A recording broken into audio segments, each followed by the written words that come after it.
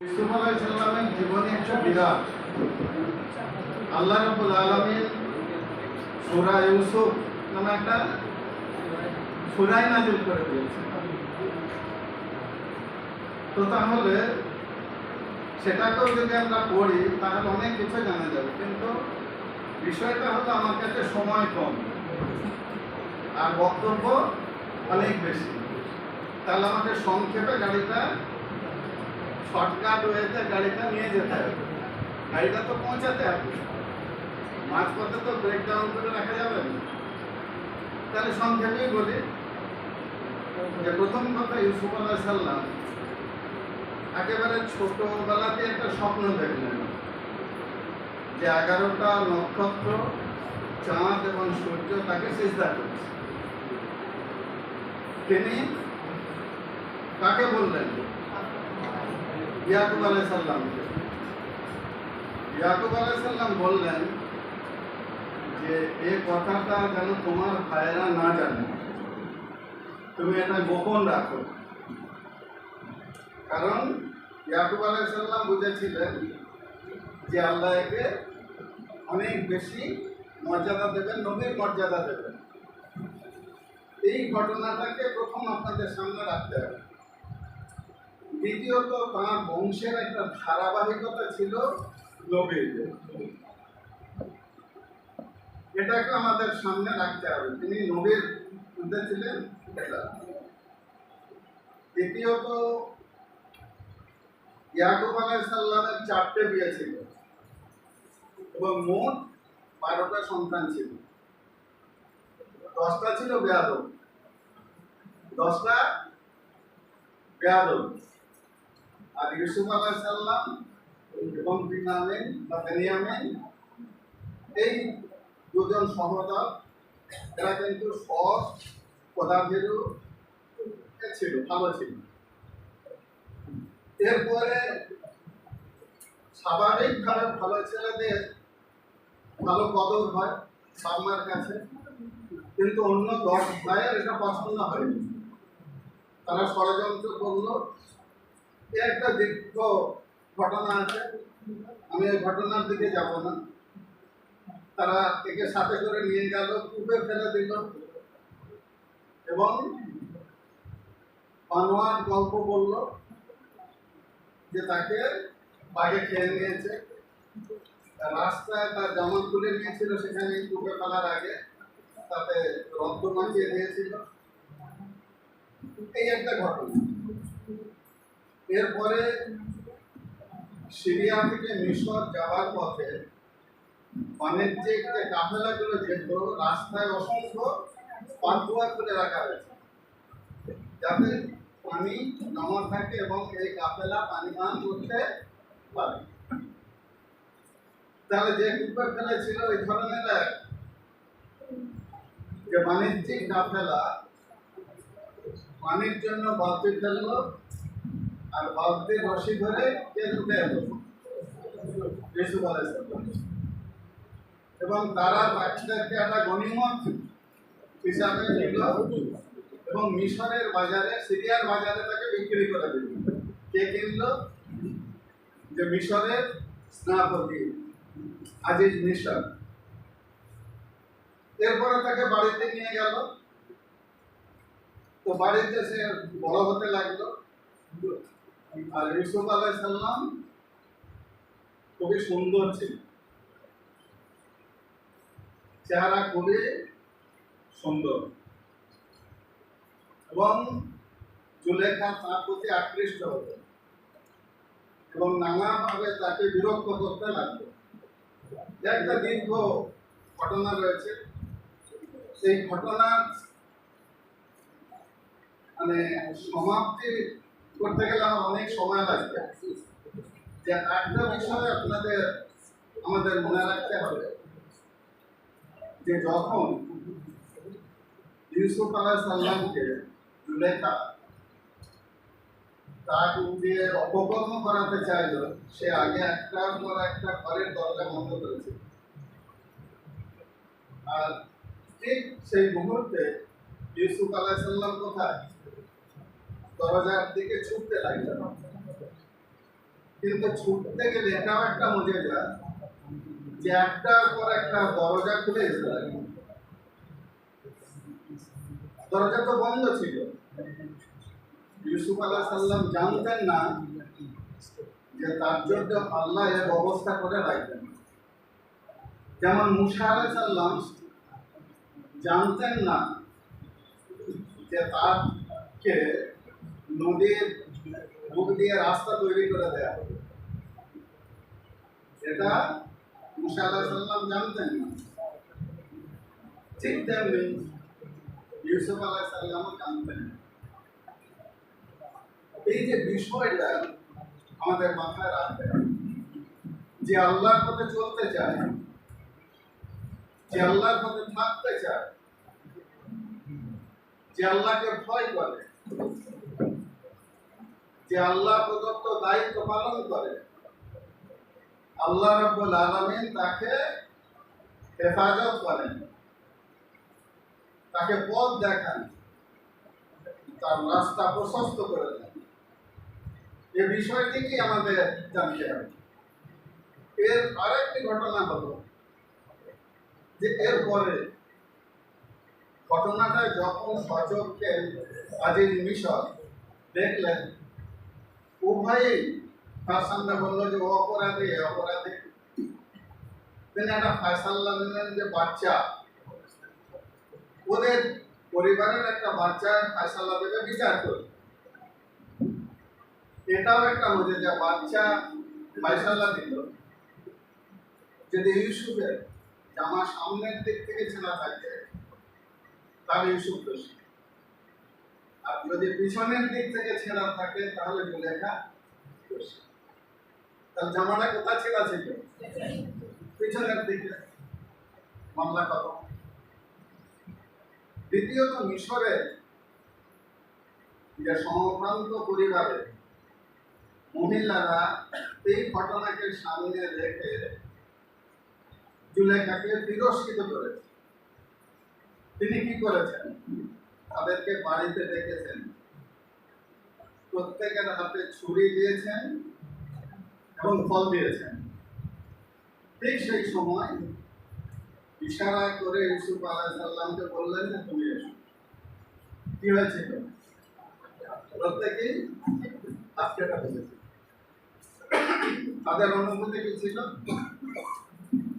আমি এমন সুন্দর মুখ দেখিনি আল্লাহর ভুবনে কোন মাটিতে সময় বানাইছে। আমি এমন সুন্দর মুখ দেখিনি আল্লাহর ভুবনে কোন মাটিতে সময় বানাইছে। এ হলো তাদের অনুভূতি। এর পরের যে বিষয়টাকে আমি সংক্ষেপে আরো রাখতে চাই, যে কারাগারে ইউসুফ, তিনি চেয়েছিলেন এদের হাত থেকে যদি বাঁচতে হয় তো তাহলে আল্লাহ যেন আমাকে কারাগারে থাকার ব্যবস্থা করে দেন। আল্লাহ সেটাও ব্যবস্থা করেছেন। এদের ষড়যন্ত্রের কারণে মিশরের কারাগারে তিনি বন্দী হয়েছিলেন। এরপরে কারাগারে দুটো বিষয় আছে, যে কারাগারের দুজন কর্মচারী স্বপ্ন নিয়ে এলেন। একজন মদ তৈরি করছেন, আর একজনের মাথায় ছুরি আছে আর তাকে ঠুকরে ঠুকরে কাটছে। ইউসুফ আলাইহিস সালাম বললেন যে আমি তোমাদের এর তাৎপর্য বলবো ইনশাআল্লাহ, তবে আমাকে একটু সময় দাও।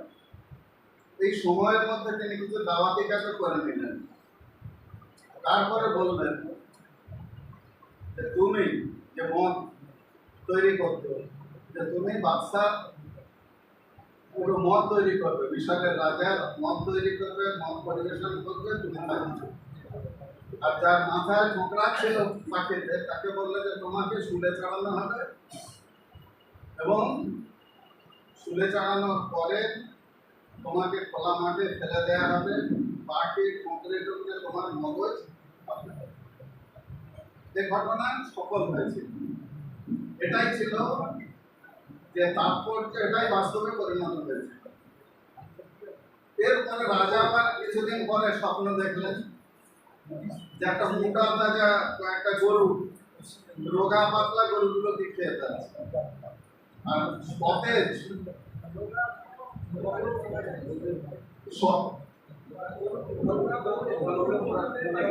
মোটা গরু, রোগা গরুগুলো এরপরে অনুরূপ ভাবে ধানের শেষ বা ফসলের শেষ এভাবে ছিল শুকনো তাজা। এটার পরে যখন তাৎপর্য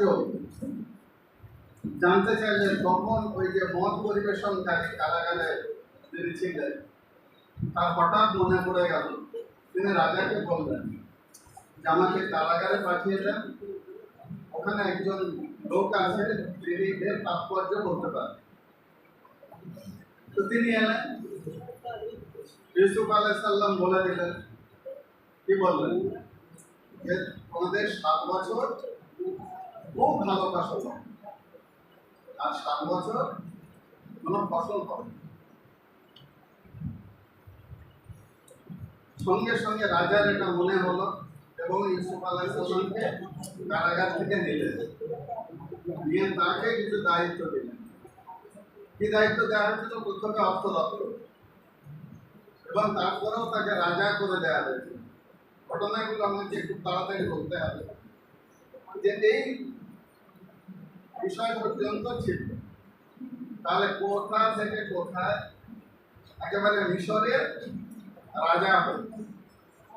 তারপরে দুর্ভিক্ষের সময় দেখা গেল এবার তার ভাইরা এলো, এর একটা লম্বা ঘটনাগুলো রয়েছে। এখন এই রাষ্ট্রীয় ক্ষমতা লাভের পরেও ইউসুফ আলাইহিস সালাম তার ভাইদের সঙ্গে কি ধরনের ব্যবহার করেছিলেন এবং বেনিয়ামিনকে আটকে রেখে কিভাবে ইয়াকুব আলাইহিস সালাম এবং তার গোটা পরিবারকে মিশরে এনেছিলেন, এর একটা দীর্ঘ ঘটনা আমাদের সামনে রয়েছে। এখন মোটামুটি যদি আমি বলতে চাই যে এখানে আমাকে শেষ করতে হচ্ছে, এরপরে যেটা আমি বলতে চাই যে ক্যাম্পেইনকে সামনে রেখে আপনাদেরকে যে চারিত্রিক দৃঢ়তা দেখাতে হবে এবং ময়দানে যে কাজ করতে হবে, তাতে কিন্তু কতগুলো বিষয় আপনাদের সামনে রাখতে হবে। ইতিমধ্যে আমাদের হালকা কিছু পরকীয়ার কথা বলেছেন, নারী স্বাধীনতা এবং পর্দার বিষয়ে কতগুলো কথা আমরা শুনেছি, কিন্তু ইউসুফ জেলার কাজ শুধু শেষ না, ওখান থেকে শুরু করে আজও পর্যন্ত এর ধারাবাহিক কথা চলছে, কমে নেই বরং বেশি চলছে। একেবারে আমরা রাধাকৃষ্ণ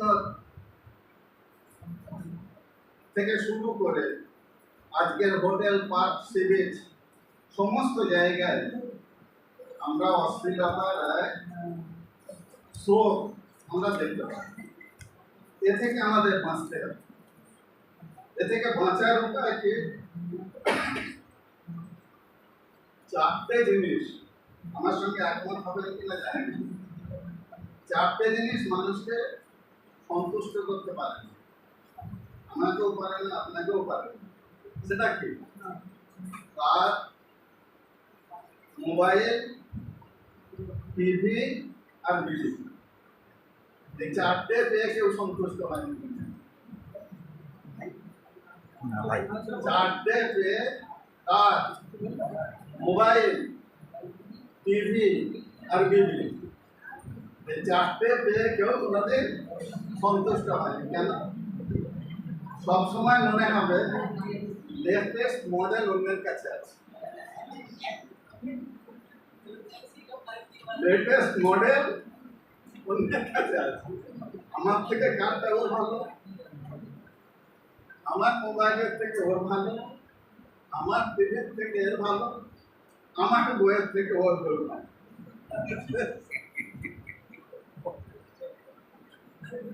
এ থেকে বাঁচার উপায় কি? এটা হল আমাদের মানসিকতা, এ থেকে আমাদের বাঁচতে হবে। এ থেকে বাঁচার জন্য একটা এই কবিতা বলি, কি দুকুল সৃষ্টি তোমার, দেখে নয়ন আমার মুগ্ধ হলো, আমি যা পেয়েছে তাই তো অনেক, কি আর আমি চাইবো বলো। আবার বলবো, কি বিপুল সৃষ্টি তোমার, দেখে নয়ন আমার মুগ্ধ হলো, আমি যা পেয়েছি তাই তো অনেক, কি আর আমি চাইবো বলো। এখানে যদি আমরা নিজেকে ধরে রাখতে পারি তাহলে দেখা যাবে যে আমরা খুশি। আমার যেমন কার আছে ওটা ভালো, সাইকেল আমার আছে, প্রত্যেকে আমার যদি মোটর সাইকেল থাকে, আমার যদি কাজ থাকে, যাই কিছু রয়েছে, মোবাইল যেমন হোক তেমন, আর টিভি যেমন হোক আমি তো দেখতে পাচ্ছি, আর কালো নানা খোলা যা ভোগ পেয়েছি ওইটাই নিয়ে সুখে থাকে। তাহলে কি হবে? এটাই আল্লাহ যদি শুকরিয়া আদায় করে আমরা বাঁচতে পারি তাহলে টাইম হোক। আরেকটা কথা বলে চাই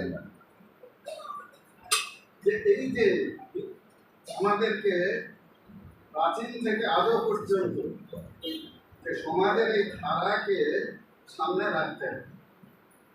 যে বৈষ্ণব কবি একটা উক্তি হলো, আমার বধুয়া আন ঘরে যায়, আমারই আমি না দিয়ে। আজও সেই ট্র্যাডিশন সমানে চলে। আর শেষ বেলায় বলতে চাই, আমার ঘর আঁধার করে কার ঘরে দাও আলো, মুখে ভালোবাসা দেখাও, অন্তর দিয়ে বাসনা, বন্ধু তোমার ভালোবাসা ফলন ভালো না। এখন কথা হলো যে আর একটা পুরো চ্যাপ্টার আমার বাকি রয়ে গেল। এটা আমি জেলা নাজিমকে বলবো যে এটাকে জেরক্স করে অন্তত 2-1 কপি করে জেলা নাজিমদের দিয়ে দিলে তারা নিয়ে দিতে পারেন যে ইউসুফ আলাইহিস সালামের যে চারিত্রিক আলোকে আমাদের পড়ে। আসসালামু আলাইকুম।